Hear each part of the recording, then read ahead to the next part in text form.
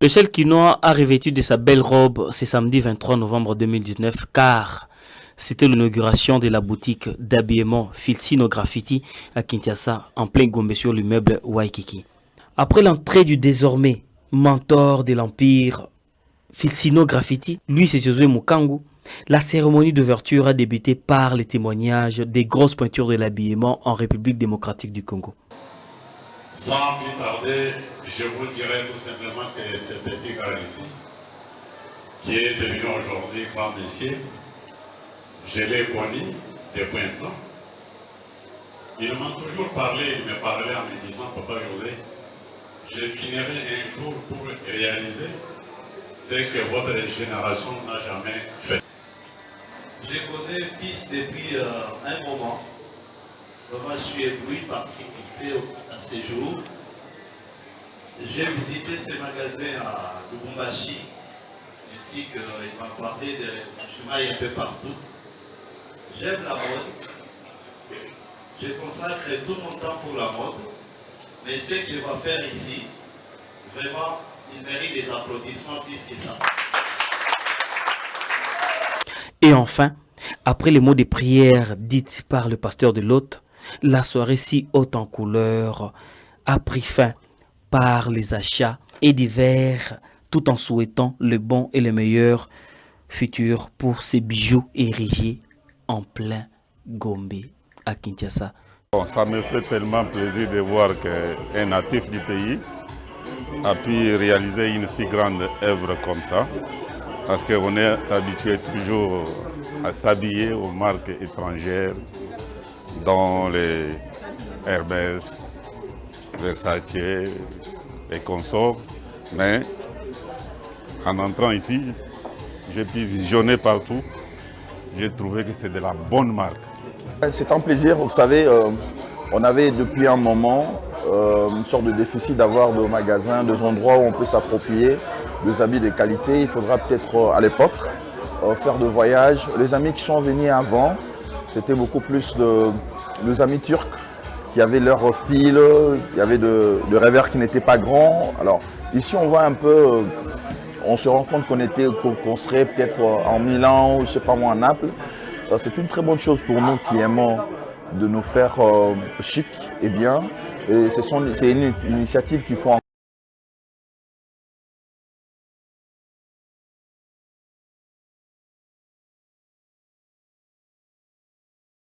balandi nyonso ya bosolo na politique officielle esika bozwami misa ya lelo ebandi pamba te boza ebele na Luanda, bozali na Congo Central, na Madimba, na Songololo, boza kolanda biso mpe na Kimpese, na Kwilu Ngongo, na Mbanza Ngongo, mbote na bino tobosani te. Bato baza na Bandundu, bato baza na Malaisie, na Malawi, boza na Brésil, boza kolanda biso na Boston, na Montréal, na Toronto, na Iowa. Je pense spécialement à Papa Racheté Lusanga Antipas, témoin fidèle. Je pense également à Tendawele, Bertrand Dawele, ce sont des amis personnels. Je n'oublie pas Michel Eke, boza et belé partout, na Pesibino Mbote, na camp militaire, na Bounia, boza kolanda biso na radio Montblé, en direct, Mbote na bino. Bosolo na politique, ya lelo bandi, na bituma moko kolonga kasi na kimia biso mibale. Tika na tangela bino d'abord ba journaux, avant to poussa na moi ya kolobezali ebele, mbula iza kobeta uta mokolo ya lobby. Mbula munene beta maki ezaki presque journée chômé to lo ba payé te mais lelo lisusu na tongo mbula ebandi ebele ya bato bazuma kokia kobima te na laksaki no ba image lobi ndenge tokendaki na village mongole bokomona yango pe à un moment donné tant to banda koloba na invité na plateau oyo tikaka sinatangela bino na ba journal oyo ba titré lelo na tongo objectif atali akomi boye motion de défiance mercredi fatidique pour Atou Matubwana. SNEL, les postes de transformation de la FUNA inondés.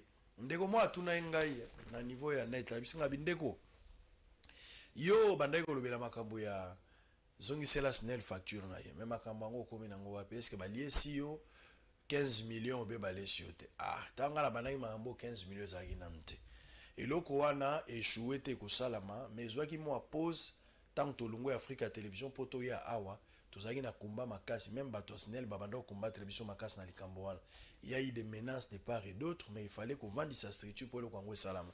Siko makambo ngo komi nango déjà presque na suka boye ba ke mission ya kozongi c'est la SNEL facture na ye et kosi la te kozala. Donc très bien. Wana ezali lettre wana to kozongela ngo simezali makambo susu. Modérateur, le vrai modérateur a commis Atou Matubwana toujours sur les grilles. Alors, ndeko mso a commis la prospérité. Prospérité a titré Beni Pierre Paipai wa Chagasi. Paipai a monani sous les kala. Lance un appel à la paix. Néhémie Mouilaya a brillamment relevé le défi. La RDC, les Nations Unies signent la dédome du communiqué conjoint 2013. Kinshasa désigne Denise Nyakeru Tshisekedi primé championne mondiale par les Nations Unies. Forum des As a titré Fachi, avocat des personnes vivant avec handicap. Par ailleurs, le discours du chef de l'État devant le Congrès a été renvoyé à plus tard.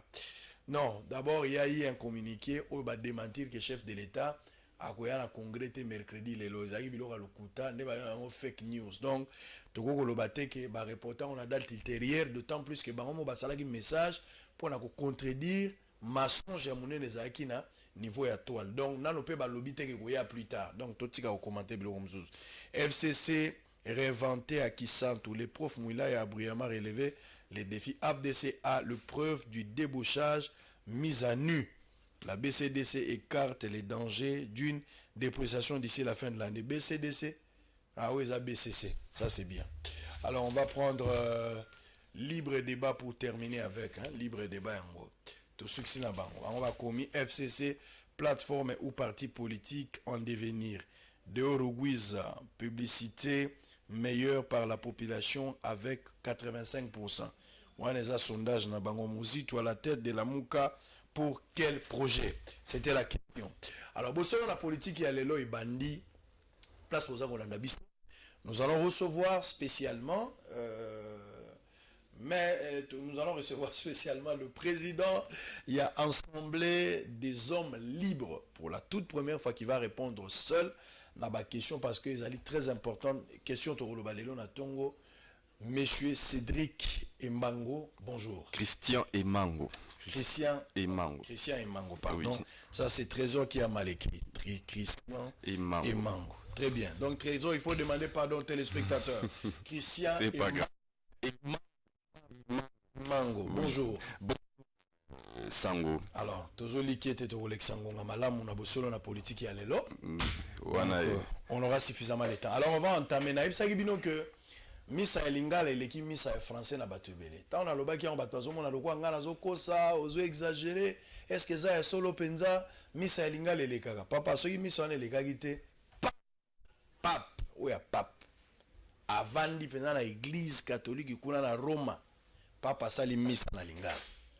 Pona ko lakisa bino ke malongo na solo beza solo. So bozo ndi mateke papa lobaki na lingala. Botalango. Lakisa ba papa zolo ba na lingala.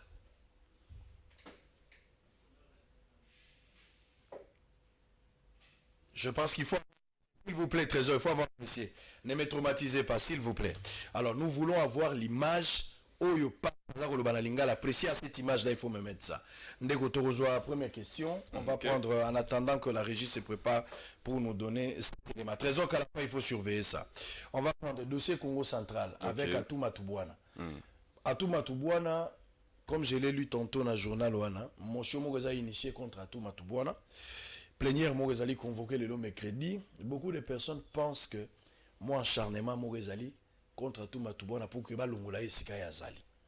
Pendant que Batumusu Bazomona, le FCC est en train de se battre aussi pour sanctionner Atuma Toubouana, d'autant plus que Azo respecté les sous ligne de conduite était à combien d'éléments incontrôlables.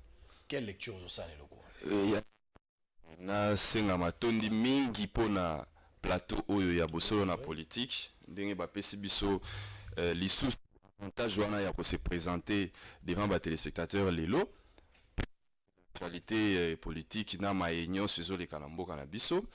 Alors est-ce que d'aller acharnement to ezali nango normalement ndenge makambo il faut ekende webi tango makambo ya Atuma Toubouana bandi délégation à FCC et Kendaki na nini na parlement provincial, c'est que bah ça l'a suivi. Tout dénonça qui en à l'époque. Tout le bas qui mais est-ce que dans Mboka na biso, tout ebiso sous ça à la part des choses entre oyo ezali ba formation extérieure, ba formation qui sont privées, na oyo ezali ba formation, na oyo ezali ba institution à l'État. Na monaka on a signé par le professeur Némi Moulania, a signé même na ba autorité. Il y a l'État va prêter service na bango na délégation ya FCC. Motuna na mitunaki. Autorité prêter service na délégation ya FCC. A ko prêter en tant que nini. Juridiquement parlant, FCC est inexistant. Alors to comme confondre formation privée na institution il y a l'État. Donc ce qui comprendre plateforme ya FCC. Oui. Où ezali na personnalité juridique té. Tout à fait. Parce que l'État a défisa bango bato ba ya kopesa maboko na eloko bango bakendo sala bango ba privé. C'est ça. Ba louer l'État. Pour kaya ko sala bango moyen nini ba ko sapo ba mener ba enquête na bango ba mayo établi situation ya Congo central avec Atuma Toubouana. Dénoncer qui en Tolobaki non. Oye comme kozala na même mise sur les institutions. Alors en ce moment-là, il faut que bako ba biso clairement. Est-ce que toza na système ya parti état ndenge yemoko nani autorité morale bolobaka tango azaki na makanisi ya FCC pona ye ezalaki qu'il fallait que mboka ba congolais nyonso basangana na kati ya mouvement moko. Est-ce qu'alinga faire revivre biso kala avec système ya parti état tout aux a besoin ya ko kabula les institutions à l'état na o ezali ba formation privée au moment que Atuma Toubouana c'est le FCC ndemtazali majoritaire na kati ya assemblée provinciale mais tangu procureur de la procureur général de la République a tindi a lobby a été azana ba preuve o ezosala ka Atuma Toubouana ndemutu a tinda basala o nyonso basaki na vice gouverneur nae bango mo na assemblée provinciale baboyi était Atuma Toubouana à l'exposé. Mais maintenant il faut encore revenir pour dire que est-ce que FCC il faut tia lobo kona kati est-ce que te ezara bongo te wana tolingi to komisa oyo ya l'état to komisa ngo privé ezo sala c'est que province et kotina dysfonctionnement ezo sala c'est que province moyen avancé sous te ce qui est vrai ngaipe nazo reconnaître que oyo elekaki na Congo central bato batamboli bolumbu tomoni yango eleki bana na biso bakoma mwa mukebo ya zape na na téléphone na réseau social à côté ataki moni yango. Moi je pense que gouverneur Atuma Toubouana na vice gouverneur na ye au minimum il fallait pas démissionner mais c'est que toko condamné et ça que en même temps tolingi à ce que tozo espérer à ce que a démissionné et qu'en même temps tout le monde allait sous FCC a tiaka mabuku yo zolo ba d'ailleurs situation kaka ya Congo central et bongo Ituri et bongo partout donc to comme loko la ezana batu moko o balingi te que mboka est avancé contre Gentini on dirait que tous en a besoin que mboka est avancé. Est-ce que le FCC a créé une stabilité dans la province mais yango des photos pour un agenda caché on dirait que balingi que désordre moko et ça les maïs à la généraliser siko na mboka et ça il faut que dénoncer yango il faut que population ete les melango. Comment ça peut se faire que Nanazo s'est rappelé à l'époque de Joseph Kabila Yemoko, c'était peut-être dans 2 provinces seulement au point que Yemoko a comme au niveau, il y a révoqué par exemple Jean-Claude Baende. Mais ce qu'on a dans la situation, Oyo, toutes les provinces Oyo, na moni ke ba permis moi muke gouverneur Oyaza ya AFDC Komone Kimingai, mais toutes les provinces Oyo, les gouverneurs ne sont plus acquis au FCC et comme sikoyo bazar désordre ben wana finalement mboka ezoko beba population il faut fungola misu batika ba institution et fonctionner normalement et alors gada il faut te rappeler bango monde basaka révision wana sango il faut to yeba basaka révision était ce qui dysfonctionnement moko eza na kati ya province et où même ça veut dire ça de manière permanente ils ont changé alors il faut que le président de la République azwa mokano soit à révoquer le gouverneur soit à dissoudre l'Assemblée provinciale. Moi je pense que ceux qui va désordre ils ont continuer ils ont permettre à ce que développement et ça parce que dans les querelles politiques ici le temps passe. Nous sommes en train de compter. Et au finish, que voilà, il y avait tel problème, biso tozo compter. Alors moi, je pense que peut-être le président de la République, le ministre Kankonde, a sali quand même action à Liboso, à réhabiliter gouverneur, puisque légalement parlant, il avait les mains liées. Il n'y avait pas un mécanisme, le ministre de l'Intérieur ne peut pas révoquer un gouverneur. Quelle que soit la faute à Sali. Bah mécanisme monsieur Sali. À suspendre. À coquille. Bah mesure conservatoire. Suspendre wana oyebi que moi j'ai pris ça avec beaucoup de pincettes. Ça veut dire suspension Monique Yoko sala 3 mois mais on nous donne la raison que voilà suspension au les 3 mois etc. Mais déjà si on comme même dans niveau à suspension awa mécanisme tolinga qui est que ba institution provinciale le eza na institution politique ezala na moi personnalité moro politique pour ezala bien gérer. Mais déjà le fait que le ministre de l'Intérieur suspendu pendant un moment nani gouverneur à Toumatubwana, il avait les mains liées qu'il fallait c'est pour que la province continue quoi. Donc tu salues. Mais ceux qui motion ezali susu, ceux qui motion naza pona ko saluer babilo na bangwana bazo sala kuna. Ngana zawa pona lobake légalité, il faut les appliquer. Très bien. Alors donc, on va prendre toujours à Toumatubwana. Tous on a deuxième volet. Je rappelle ici qu'Ozali Christian et Mango, Ozali président national et assemblée des hommes libres. Tout à fait. Donc bato ba loba polele baba raté oya motu yangonda zolo. Très bien. Alors à Toumatubwana aussitôt réhabilité à remanier équipe gouvernementale nae kaka na butu ya lelo makamango zo sala manambango logo eza na urgence bato musu ba moni lo lenga asaleli makambo nde tolobaka eza rando bato nyonso oyo basepelaki ntango ya akendaki ntango ya azongi retour au bercail akoma futa bango lifuti autrement kobengana bango pa moni ke bato so na vandi na bango ba obomanga pamba. Cette manière de faire les choses, est-ce que ça ma province ou bien qu'on faire avancer les choses? Ngai en tout cas ceux qui n'azala qui na possibilité de kosango kotisanga na ndako ya Toumatubwana pona ebisa eloko moko. Ceux qui ont ekomeli ye azui leçon nangote à continuer. Comment est-ce possible makambo ekomi na nini ya keto mona batu bolumbu ba piéger vice-gouverneur. C'était parce que ye gouverneur abandaki koyokana te na vice-gouverneur na ye.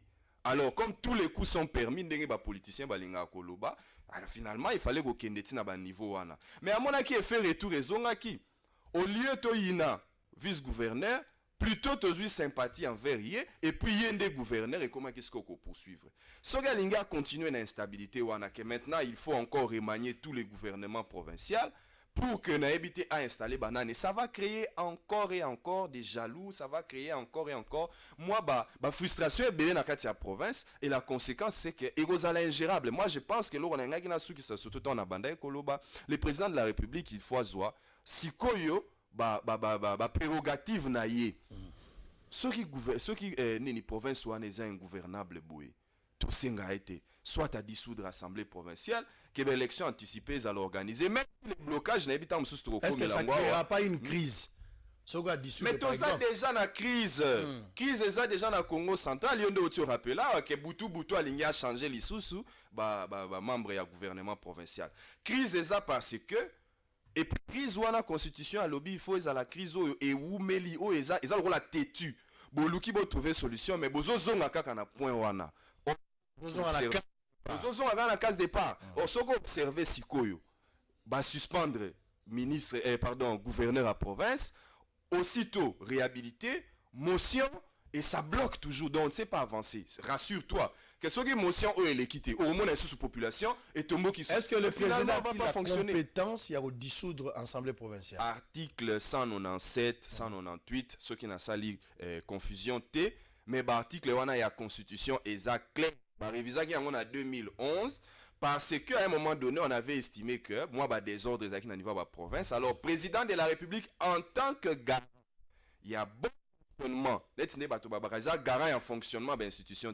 Mais garant et bon fonctionnement de l'institution, je pense que dans la minute où il est commis, le ministre Kankonde, solution est pessamité, et Matisse au niveau. Alors, il faut avoir des décisions, soit à révoquer le gouverneur, soit à dissoudre l'Assemblée. On a vu tout hein, dans ces pays à un certain moment où Chadar Azagi, ministre intérieur, il n'avait pas qualité, mais Chadar a kanga l'Assemblée. C'était nos autres exemples à ma Bessangoto. S'il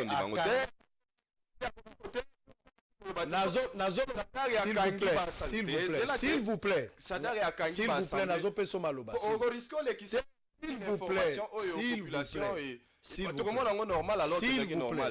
plaît, Zala Kimia, s'il vous plaît. Chadari a Kanga l'Assemblée provinciale à Boyaba siégé. Pendant qu'il n'avait pas qualité, vous avez la parole. A violer la loi, ministre et intérieur, a zana compétence ou tout le monde beaucoup est commis désordre. Et tout ça, c'est le fourre-tout au FCSA qui toujours opposé les bisous.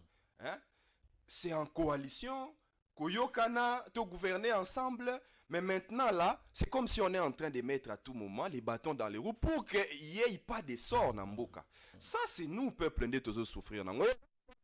Ce qui va canicier à c'est que le col là, ça qui est élection, Félix Tshisekedi à côté président et Kalma Kibiso, tu le bien résultat en Guana, mais ce qui a continuer. Bon, toye bigeza bangonde bazana ba très bien. Alors, donc, Chadari, et ça honneur te à reciter ba combo ya batuloko la bongo parce que à chaque fois que bazaki n'a pas fonction, et ça qui toujours anarchie, désordre. Très bien. Merci beaucoup. Film butobeta qui est en élection et salamiawa, aruka ki atako bimate deuxième pot, et ça qui moto. Et donc, on a contre tango FC Sazolo Bagishadar a gagné l'élection, mais stratégiquement de Batigagi. On a qui va changer le lendemain, non, à l'Obaki Ango pour réconforter Chadari. FC ça pour gagner l'élection. Yozo lendemain majorité dans l'assemblée wana. Félix Tshisekedi déjà pour alingi na été que crise ezale, mais rassure-toi. A mécanon ko dissoudre l'Assemblée nationale wana. Tout à fait la majorité wana. Ba keko sangana kuna na nini na Mbwela Lodge kuna ndenge zalaka moni soki balisanga bandoki esalami. Bambula makasi fuelanda babiloko boy ba mababe kaka ozo bambulo eza duya mais eza pamba te mambo nyoso zalaka Elia la kisaka biso ozo eba na pesa au moins nimo ozo eba tozana 2017 non 2015 basangani oyo pasteur ya boye oyo pasteur ya boye après na esika balobaka Yesu te na esika balobaka Yesu bakata de martyrs on mo eloko esalamaka mokolo wana mbulo lakisa bango ke oyo bozoko pesa comme offrande nzambe agréé yango te bozonga nango yango wana bakenda iso sa kuna baninga bakenda retraite mpona kosambela bango eza retraite mpona kokanisa nde nini bakofina Congo eza na ntina très bien bino bomoni yango ndenge nini ese mbulo oyo yango bana suka na mboko bazate bakokanga mbula FCC manière na ya koluba ekomi koluba ba interprète FCC banda koluba clair ozoka mai pena limpide otali bo clair mais FCC akomi so doni a lobiote vous avez interprété mes propos so yoki mova lobiote vous n'avez pas bien compris. Est-ce qu'il faut un interprète pour comprendre la déclaration d'un homme politique, surtout à Bandeko FCC, le lozo sengaming interprète, ça fait très mal. Torobenga Gilbert Biladi, po yenda kozalem son esprit à comprendre le sens au Bandeko Bazakoloba. Naibisaki bino tout au début ici, maintenant que c'est prêt, na lobaki Bogota là, misa lingala eleki misa français, eleki misa latin. Tant que bandaki boso na politique ba comprendre ki te idéologie o lingala pona nini. Na lobaki na misa lingala, moi c'est andunda receveur chauffeur bakutanaka, même président de la République.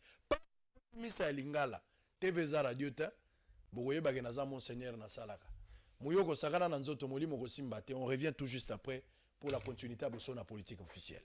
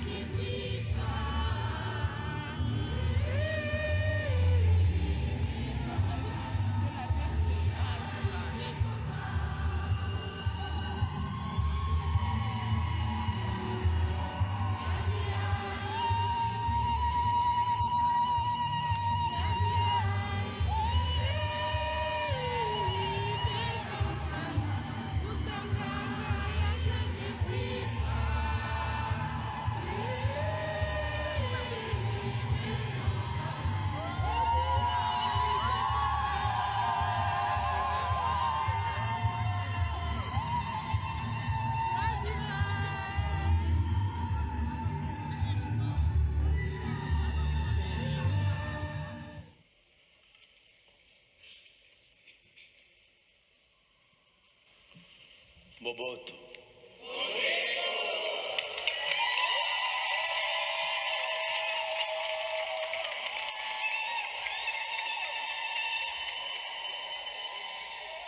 Moneko.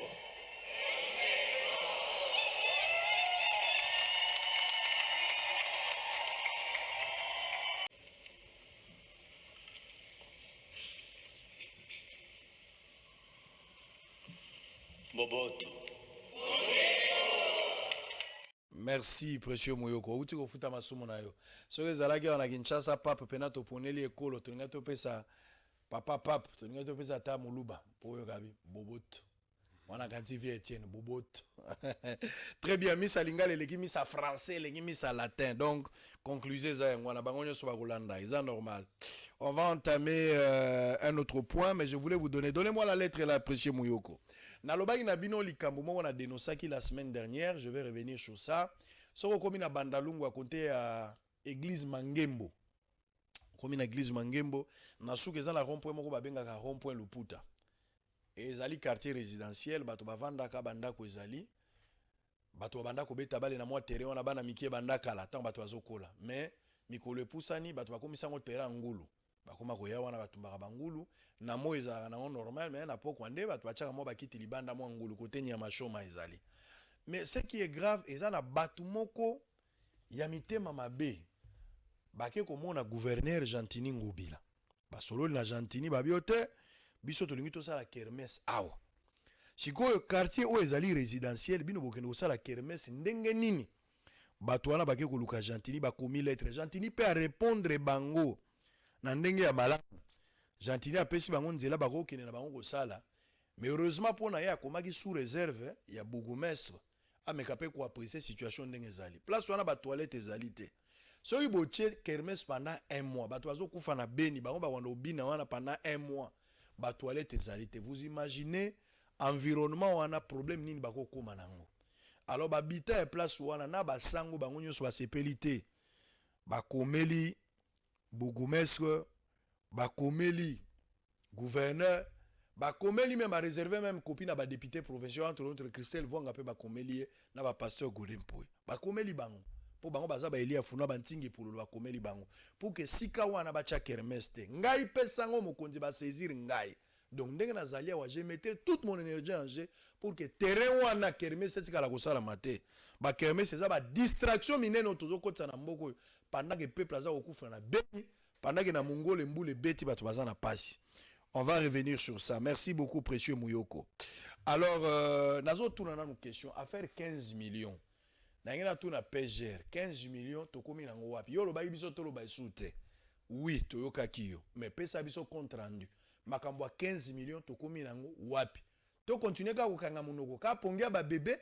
Mbongo wane zo kende zo yebana te. To vana ka kimia. Pour lo ba na biso ke to zela. Tozo mona te ti le 15 millions. Toza ko mona logo te. 5 mois impayés, selon les informations à notre possession, il me semble que na niveau, il y a DGRK et place Rita Bolazali. Il semble que 5 mois impayés, bah Jean ou bah Benginga bah lui papa toujours aux jambons côté depuis Rita Bola yao. Yé maman wana depuis à combien ou abiso toujours aux jouer côté. Il semble que bah ça vous fout à mater. Si on a ça ko tuna soki ya solo bazo futa mate Rita Bola na mutu ya DGRK ayeko sala nini ayeko boma DGRK to ayeko sekuisa DGRK s'il s'avère que cette information est vraie ndenge ba pesi biso moi je me pose la question likambo 5000 francs c'est vrai que na monaki vidéo moko bosali bo dénoncer bolobi ke bato bazo senga bato 5000 francs avant makambo vignette eza lukuta na félicitaki bino pour la vidéo wana mais bato nyonso bafutaki liboso avant bozongiseli bango mbongo na bango point final. Bimois, monsieur Bimois, Lozali, député provincial, il y a ville province à Kinshasa. Ok, voilà na veni Kabambar côté à Rompo kuna na bon marché. Obandi kotonga ilo komoko wana eza na forme ya salle de plaire place balela ka bibembe. Nazala ba image avant na diffuser ba image yo mi lukela ngai. Mi lukela bosolo na politique pour pesa lumière. Soka ah ngai na kolakisa image TV za radio te. Parce que ngai na image wana tangu biso moko toke na atuni eza bimwana mais na landaki yo quelque part oza kolobaka eza batoilette publique na tali sur place rien à voir avec toilette publique et yo luka pesa information vraie tout service na soki je vais montrer les images advienne que pourra. Merci beaucoup. On va entamer le deuxième sujet avant de continuer. Na Babilo on va récupérer passation. Il y a flambeau entre Jean-Pierre Bemba et Adolphe Muzitu, ministre honoraire. Premier ministre honoraire. Bato ebele ba monique 3 mois au Bemba akamba ki likambo yo. Bemba zaki na mission ya ko boma la muka linga la muke vivre te. Réunion mon côté, stratégie mon côté. Ate iloko mon côté o ba sali ko sala ke la muka y survivre. Abomi angonde ko boma. Est-ce que vous avez la vie de la même manière bandeko baza ko kanisa? Te na koki ko lobate à 100% ce qui Jean-Pierre Bemba a bongisi mayo yokanaki ke basala na kati ya la muka toté mais oyo nakoki plutôt ko faire revivre bato encore c'est que babosa na te tango Jean-Pierre Bemba zozwa coordination ya la muka na Lubumbashi oyo ezalaki ya koyoka na kuna ya kinini ba formation eza na kati ya la muka et se dynamiser yango moko bango moko ba travailler ba produire un résultat. Mais vous pouvez vous-même constater, côté Katumbi, à Sali Safari, réussite totale. Tango kei côté Fayulu, à Zalina, à Sali tourner en Europe, réussite totale. Mais si vous avez le bio, il y a 3 mois pour que vous zonga, vous avez le moko sous coordination. Il y a Jean-Pierre Bemba Moko et koki la possibilité. Yangwala na la muka comme alternance ezana ngokuna et leki donc je pense que continuité et oya rozala sikoyo avec Ndeko Muzito. Mais batebele bazomona que hypocrisie zo se jouer au sein de la muka parce que par exemple Moïse Katumbi à Lubumbashi, il pouvait facilement arriver ici. Motoagos a peut-être empêché Fayulu, je ne sais pas pour quelle raison, mais a fixé retour na les 15 à raison en aéroport Yanjili. Mais comment on a que batubele bazate Muzito a sali remise et reprise ka yemoko na Bemba sans pour autant battre sur la part l'équipe qui a travaillé ndenge zalaki pe na Lubumbashi, mais à Lubumbashi on avait vu quand même la présence ya batunyo so à part ya Bemba ou ya quitté. Est-ce qu'il n'y a pas de l'hypocrisie? Ils ne sont pas sincères dans la démarche là-bas. Il faudrait pas tout les qui savent message. Il y a le lengue wala na population. Oui, que le peuple congolais a espéré beaucoup. Ndeko na biso Félix Tshisekedi, ngana benga kae ndeko parce que na situation azanango, aza vraiment na besoin ya aide, ya opposition moko eza forte pour que et booster ye ayeba que azana pression na Congo, il faut développer mboka. Alors, est-ce que hypocrisie moko eza na kati ya la muka? Moi je pense que on ne peut pas admettre ça comme tel. Pourquoi? Parce que lorsque Nini bureau, bon, comment on appelle ça, présidium Yalamuka et s'est réuni ça qui na et pas ya na Okatanga et pas nani et pas Katanga? Oui, Katumbi? avec Katumbi, excusez-moi. Jean-Pierre Bemba a quitté. Mais on n'en avait pas fait tous les bouquins et Zalelo. Nini et Sali que remise et reprise et Salima kaka entre Fayulu et Jean-Pierre Bemba. Non, Muzito na Jean-Pierre. Excusez-moi, entre Muzito na Jean-Pierre Bemba. Il faut que tu rappelles une chose. Ba présidium y a la muka o ezala qui prévu. Depuis que même Jean-Pierre Bemba zana poto. C'était à plusieurs reprises que ba prévoyait que le présidium il fallait écoutana. Mais vous savez que ba report pesa kimi. À un moment donné même ba se retrouver qui bango nyonso presque à l'époque où il y a la pape awa, mais il y avait une époque où nini bango presque nyonso ba se retrouva qui na Vatican et puis en Belgique. Est-ce que wana réunion moko esalema kité? Ben si, réunion esalema kité mona ki ba photo. Il y avait une réunion qui était tenue. Alors ici problème est que ça la remise et reprise et salema kaka entre les deux personnalités, je pense que ça certainement dû il y a ba report oyo ba nini ba réunion il fallait salema. Vous vous rappelez que Martin Fayulu il fallait zonga le 4 l'élo d'ailleurs décembre, mais voyage n'est que ça l'a reporté pour les 15. Ce qui est sûr, moi agenda et à la lourd, c'est peut-être ça qui a fait en sorte que il n'y ait pas c'est tous ces leaders-là à la Mouka autour de la table pour que remise et reprise Salima. Mais vous savez que Moutou, Azali, omniprésenté, lorsque les leaders bazate en personne, ils ont délégué naba représentant na bango, bayaki, la cérémonie s'est bien passée et Sali oh, il fallait ça là comme effet boomerang et aujourd'hui l'appareil est en train de continuer à tourner. Maintenant, je pense que comme je disais tout à l'heure ici, oh ezalaki temps, il y a Jean-Pierre Bemba, beau se rappeler encore, ezalaki que ba formation politique na niveau na bango ba travailler, mais le temps il y a 3 mois, ce que vous tiens aussi, à moins que tu pèses à Jean-Pierre Bemba 1 année, mais comme ils ont 3 mois, ben temps on est coquille, à qui na malembe à salibiso ba complication et Adolphe Mouzito a récupéré. Mais exactement ce que les gens craignent parce que na lire Oyo, moi je pense que na 2023 et cause à la mois pas si pour la Mouka. Il faudra rectifier les tirs, c'est resserrer un peu le coup parce que ceux qui ba comportement aux autres avec procès d'intention, un peu de réserve de part et d'autre, et qu'on fragiliser la Mouka en 2023 qui n'a pas droit à l'erreur pour la prochaine échéance. Nazo comprendre et ça un problème nini.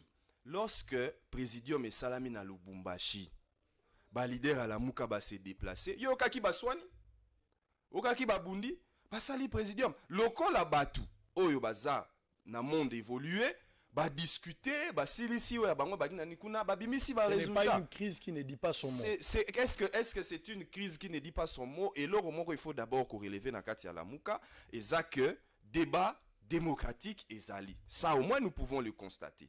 Hein? Et ça le go ane na ko mona ailleurs, batubake basangani, bango nyonso bato mayele na suka balobi to ko pesa ba recommandation na biso na autorité morale. Yazonga isu na chambre na ye pour que akende ko examiner ba recommandation, mais il fallait botika ye a solo la kati ya chambre ne so assis ya bisi bino ale bosala boye. Donc débat démocratique et zoleka, je ne pense pas que c'est une question d'hypocrisie parce que tozo constater yango lorsque ba leader bazo kutana harmonie ezali environnement ezali ya malamu bazo sala ba démarche ezo continuer mais il faut que tu rappeler que au etali mandat ya Jean-Pierre Bemba ba formation politique même yemoko Jean-Pierre Bemba kitaki na Grand Équateur à ça qui peut tourner ba formation politique et sali o ya bango et sala qui ben siko total siko évolution. Très bien. Mokonzi mboka Félix Antoine Tshilombo Tshisekedi azalaki na zongo eleki kitoko bato batundi ba drapeau MLC belé zaki meeting ya MLC zaki mokonzi mboka po ba drapeau nyonso na oyo ya FCC na oyo ya Lamuka nyonso bango baye kotala po MLC fait partie de Lamuka c'est que baye kotala mokonzi mboka ezalaki fête munene kucha pona Félix Tshisekedi pour avoir été là-bas. Il s'est déplacé personnellement pour nakotala bandeko par rapport à pas sur komelaki bango, mais je pense que le président de la République a intérêt à okende kotala pe bandeko bazana mongole na kozonga likambango à un moment donné. Mais je voulais suivre avant de prendre dossier à CLC et puis tokota la makambo etali dossier à élection communale parce que bato sengeli boyeba ke na maponomi oyo calendrier ndenge bongisaki wita le 5 novembre 2017 lelo nde tozali le 4 décembre sengelaki élection ya ko voter ba bourgmestre ba chef du quartier nde sengelaki salama lelo mais élection ngo lelo et salamité. Est-ce qu'il y a des conséquences par rapport à ça? Qu'est-ce que nous pouvons retenir? Toko analyser na dossier ngo lelo spécialement yango mona benga ki pena ndeko yo pour avoir un homme libre aloba pe makambo ezali libre TV za radio te. Alors on a biso semaine passée na dossier moko to salaki to boyebi ke to créer concept moko ya sika bakolo Congo.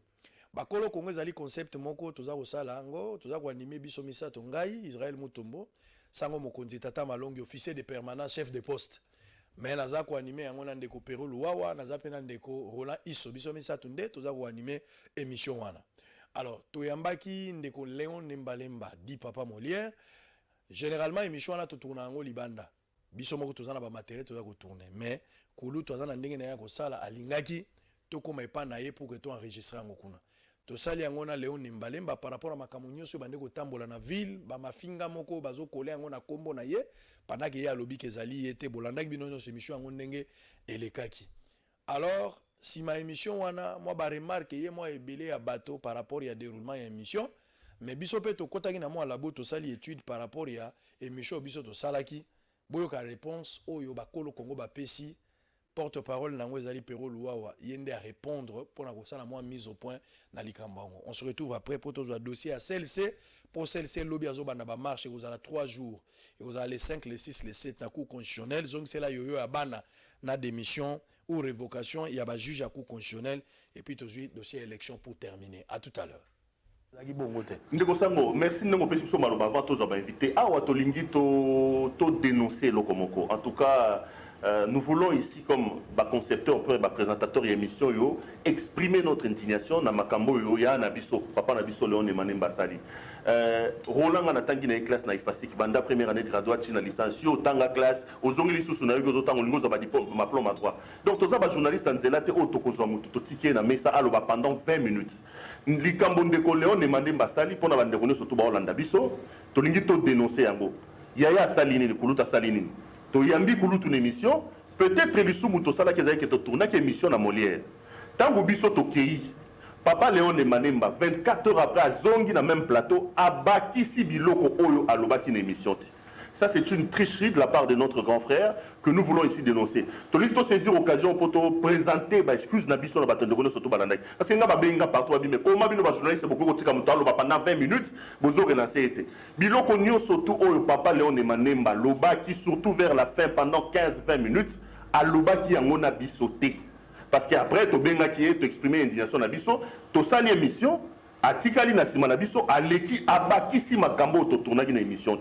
Biso, tu as professionnel, tu as continué quand même pendant 15-20 minutes. Donc, tu as sengi bolimbi se pour Nikambo, et puis si biso moi maye les siko na nègre to sala ya musala bandeko bali biso. Ce qui s'est passé chez Papa Léon et Manemba, nous ne sommes pas responsables. Kulutuwana Azwaki émission biso to sali na ye, à Bakisi Biloko na absence na biso. Donc, bolimbi sa biso pour Très bien, merci. Je pense que je partage. Très bien. Je pense que la mise au point est faite. Alors, Ndeko Christian Emango, Tozako Kobanayo, président national, il y a Assemblée des hommes libres.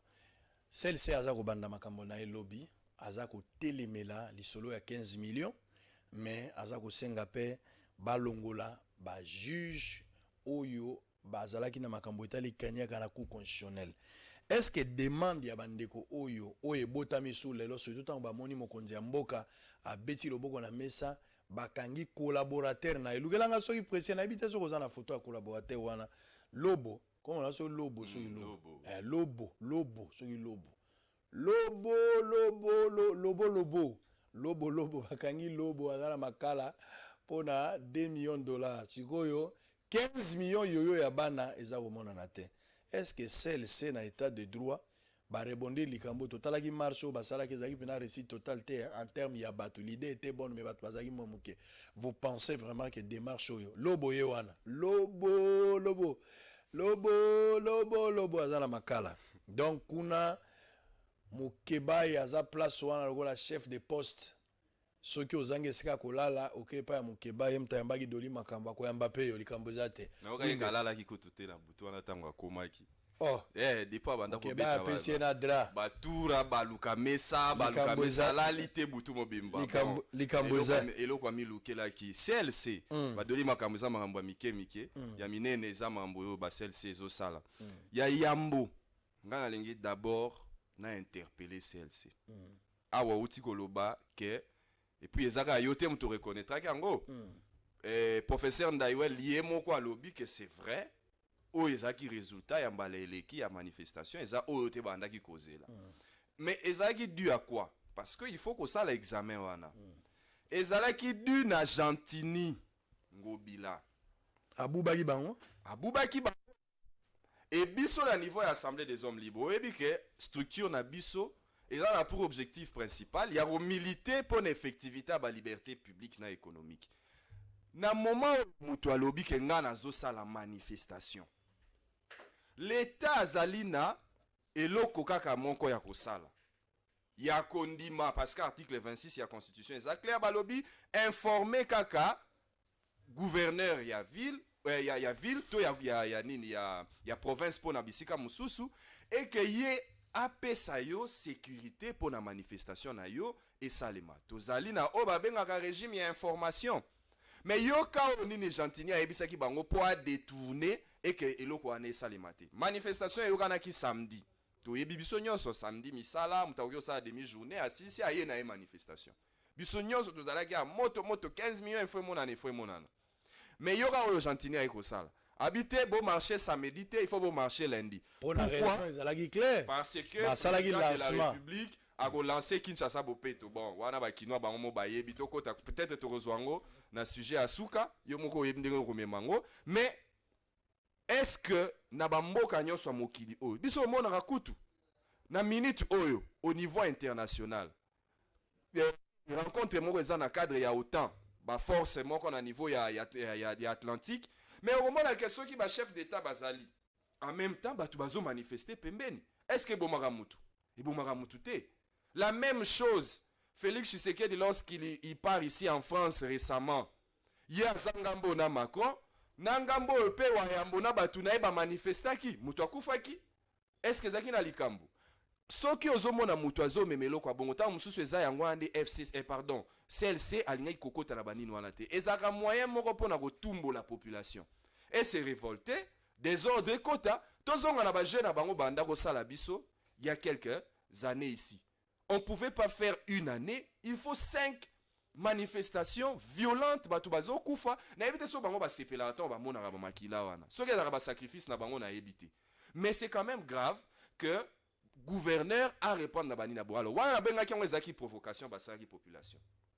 cette fois-ci pour na etali ba juge et na ndenge ba téléspectateurs bazolanda biso il faut toyebisa bango que eza pona pamba te ndete osenga c'est que ngai na ko soutenir à 100% des marches ya CLC et puis eza pamba te ndete ko senga c'est que ba juge wana na cour constitutionnelle ba kende parce que moni na ba mboka mususu ba préservera ba valeur mususu au point que il suffit que moi moto epela muke omoni mboka et panzani mboka etikala ki muke epela moto awa ponine 9 personnes imaginez-vous un peu 9 personnes seulement ba vandi quelque part ba décider nanko ba lekisa batu ndenge balingi ba fina batu ndenge balingi enga azaka vérité polele nani aza na tête ya makambo wana nyonso Benoît Luamba président ya cour constitutionnelle et puis nazoloba te pona koloba ba affirmation gratuite nazoloba parce que nazana ba preuve Benoît nini ba faire ye na cour constitutionnelle plus de 1200 ba chambre ezali 4 Benoît Lamba soki eza plus de 1200 au minimum chaque chambre fois zala na combien d'affaires 400 mais Benoît Luamba za nazana ba document na ndaku nazoloba pamba te Benoît Luamba za azwa ba pona ba chambre mususu apesa ba dossier belé pour la chambre mususu apesi ba dossier muki nazo se rappeler encore chambre mavungu chambre funga basi saka déjà ba déposer ba conclusion na bango mais oyo tika ba chambre a problème ou boulou na mususu kombo ekimi ngai bande mutu basala ke oyo komona désordre eko koma awa décision ekomi bazwi lelo ba changer lobby bazwi lelo ba changer lobby na ebite soki et pas na bango moko ebike ba nini ba AVC ngake betama mais lokola basaki en opposition boto mais savait déjà ko mesana ezalaka nango ko kemba eza to ebike eza ba biloko ya mike suka pouvoir oyo ekozonga entre les mains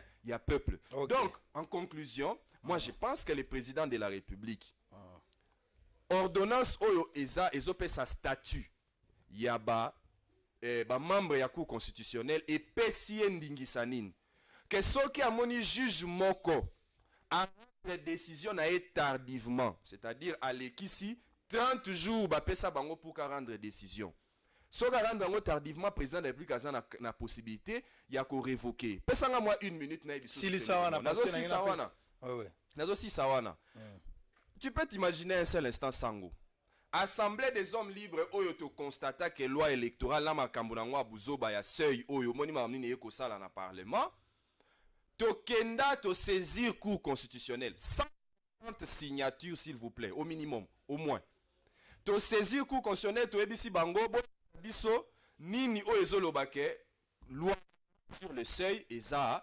constitutionnel to bimisa ba élément nyonso ya inconstitutionnalité nango oyebi cour constitutionnelle asa nini o ba bien la stratégie à congélateur avant de la dossier tilelo tozela la décision mais je pense que le rôle la siko to lingi to lobela makambo ma élection locale to gozo Merci. Pour que Baye Bisabiso Seyuana merci. Constitutionnel en quoi. Espérons que la démarche à celle-ci, dossier à 15 millions, nous avons retrouver solution. Congolais Kobo Sanate, dossier à 15 millions, tu as une solution. Rapport il y a crash ou ebungi sa bato na kati bien que totikala komona manifeste te me bato babunga. Rapport final ou définitif ya Antonov to suki nango wapiti lelo eza komona na te na ba dossier mo tikali en suspens et sengeli toyeba ba dossier aneza Kyungu na SNCC na ye na ndeko mususu akaki ya Jekamine bakokoma na misala jour nini eza ba dossier sengeli to rappeler bino bato boza kotambola boyoka ka rappel na za kosala bino nalingi to pusana parce que makamba kolobeze belé Mathieu Kamango boyebika kufaki tokosala plateau moko spécial avant babimisa matanga na ye tokozala wa tokobenga ba camarades journalistes tokozala pena na plateau monene tokovanda na pour que tomeka ko solola tomeka ko réfléchir nini tokoki koloba pona malamu ndeko na biso bien que bembeyo kakate mais kozala manière ya kotalisa bino tango musu to tema biso batozana bomoy mais tozali sous frappé parce que camarade moko ya B1 pe akufi journaliste présentateur ya mambo etali ya sport. Hein, Jean-Louis Kaimbe est parti, donc suite aussi à une crise. Ndenge Kamangwa salaki crise, il pas salaki crise. Lobi na butu azangi na musala, mais azongi musala babi asombi mai après que son maman azongi nanda kwa salika crise à s'effondrer loge bomi et yebanité. Je pense que ça situation moko très très difficile pour na biso ba journaliste dans cette période. Mais nzamba pe sa biso makasi pour que preuve oyo ele kamalamu 2020 ndenge tokosala musala boka mwango boka nsala kwa za musala suka meza ya suka te tokosala penza musala tozo préparer journal kala mingi te journal a lingala ekobanda présentateur principal Trésor Kalafai tokobanda journal lingala ezala babiloko te o bayaya ba koko ete ozala journal normal et ozala babiloko te o bacheli bino boseka na suka te eza journal nde bomona kana français ndenge journal ekozala na lingala. Donc biloko RTN sa bosana wana biso to sekusi yango to bakisima ele likolo bokomona journal kala mingi te. Alors nous sommes arrivés à la fin, je vous donne l'occasion pour expliquer parce que na lobaki lelo na bengio parce que les 4 novembre lelo le 4 mais le 5 novembre 2017 né calendrier électoral et prévoyaki que na mokolo lelo sengeli tozala na maponomi o bakopona ba bourgmestre o ba gentini ba permita ba noma wana il fallait mandat na bango silande lelo bino ensemble ya ba homme libre loko l'élection ngo esalamité bo préconiser nini motuna yango wana zwangonga poto osukisa na wana loko l'élection wana esalamité mukanda yango yo to komelaki déjà président de la République esanga na tanga mukanda wana to lobelaki mokonzi ya mboka boye soki tokomi na mokolo ya le 4 décembre calendrier électoral ndenge lobaki qu'il faut élection locale et salema et élection au niveau ya ba bourgmestre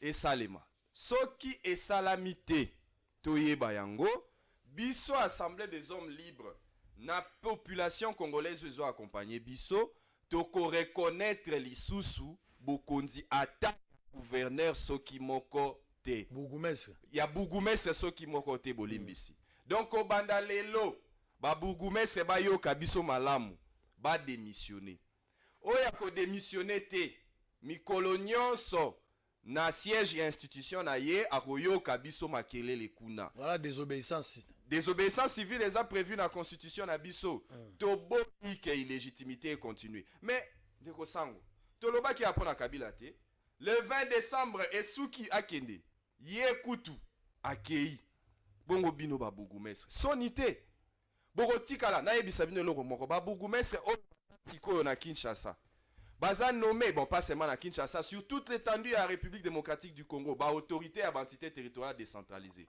baza wana depuis 2009 s'il vous plaît 10 ans en fonction basali nini rien du tout et pourquoi baza à la base, il y a Eloko Mokote Salami. Moi, je vous donne un exemple.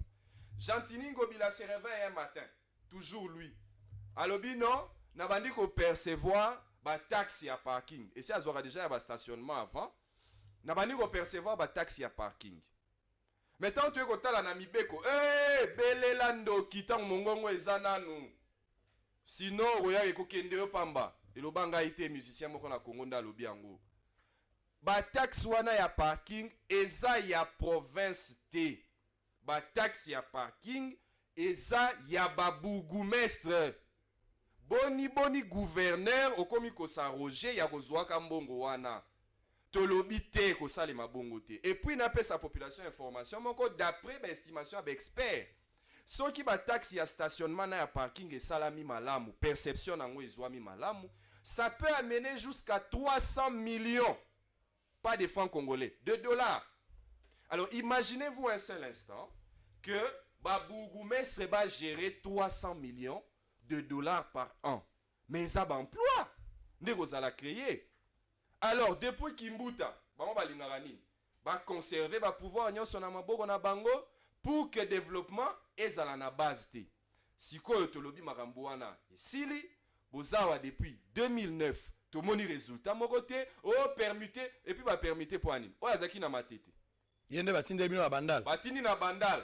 Ozomona babi sous réserve ya Bougoumes à bandal. Mais na matete est-ce que c'était encore respirable là-bas? Non, il a laissé matete très sale. Très sale.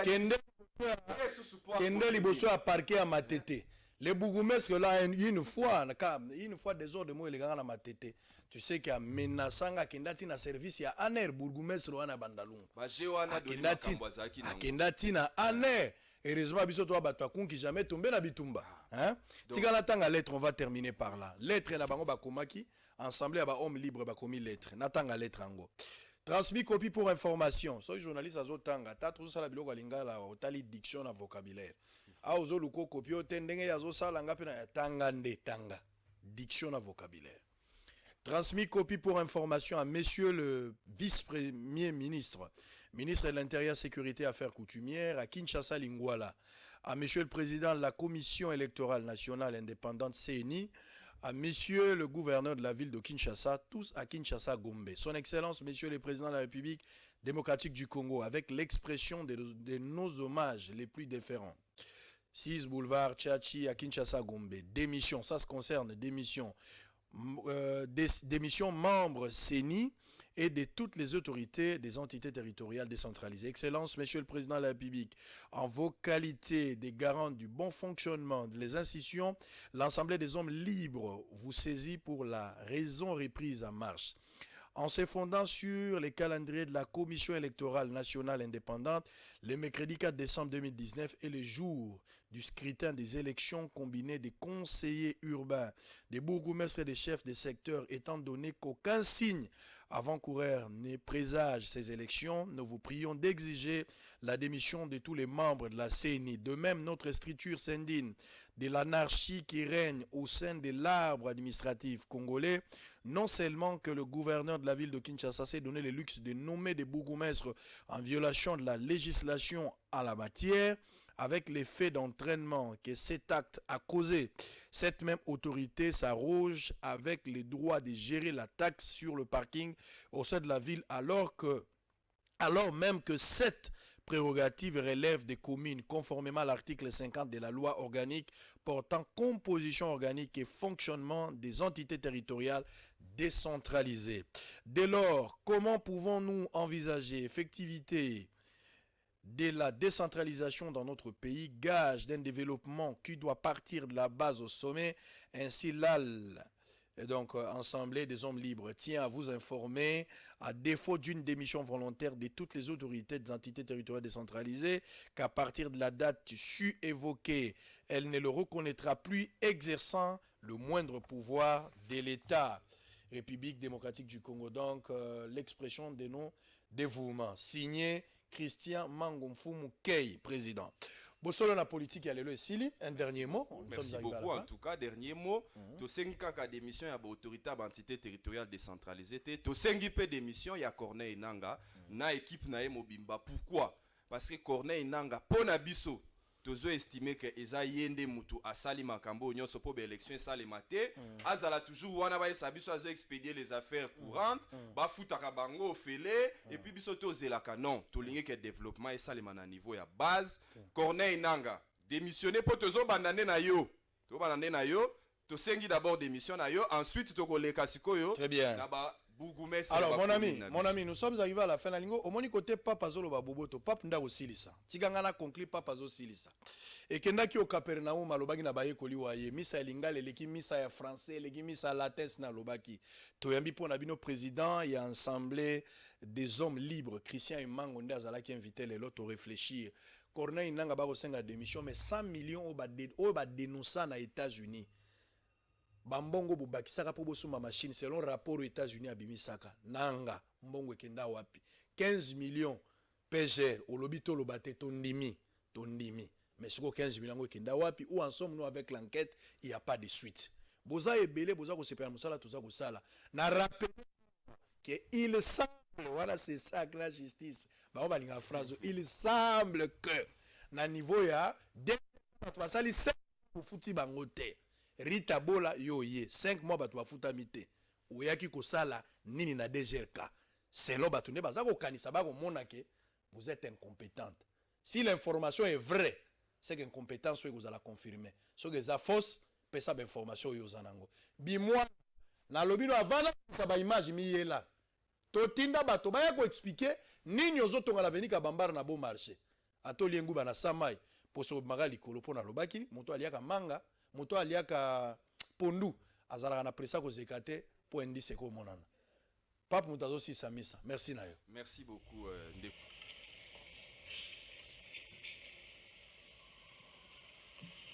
Moboto.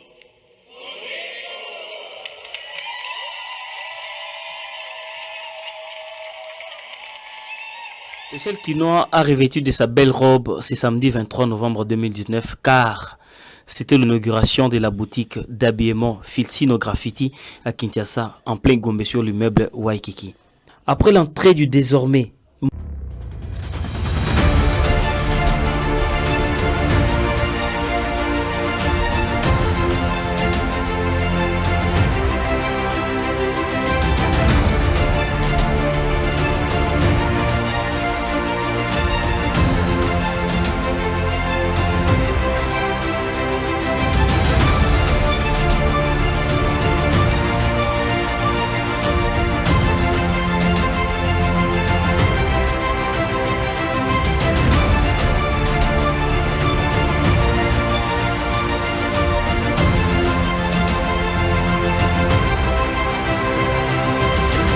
Tombola maboko mise komi na suka ekendaki